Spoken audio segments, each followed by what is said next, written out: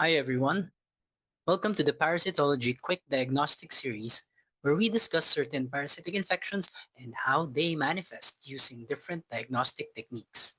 Today's case is Neurohydatidosis.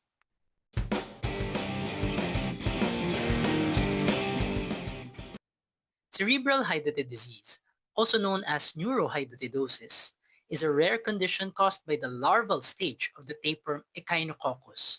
Usually it's from Echinococcus granulosus. It is still endemic in some regions in the Mediterranean, Middle East, Africa, and even South America.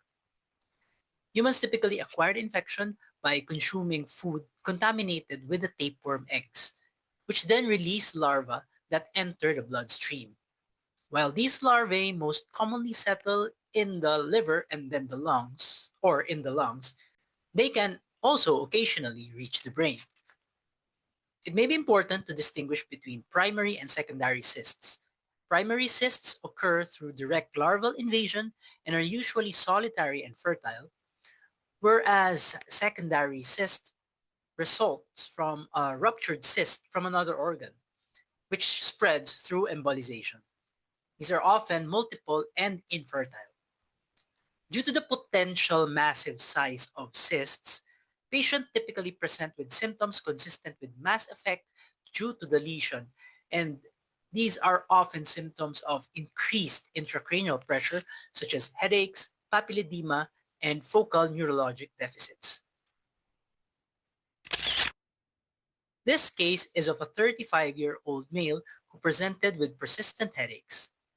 His medical history was particularly telling, and he had previously been treated for a liver echinococcus cyst.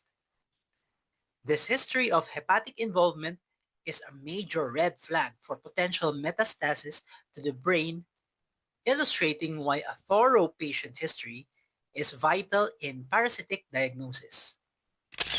On axial T1-weighted MRI, the parasite can be seen as two subcortical, well-defined, spherical cystic lesions that are usually found in the territory of the middle cerebral artery.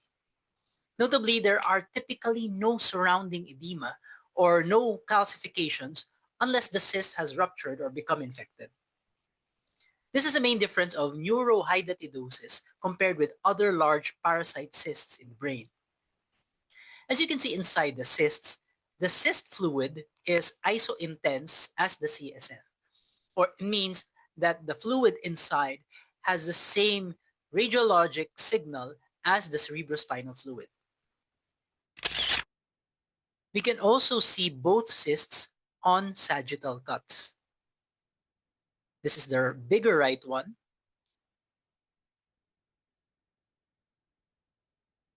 and this is the smaller left cyst.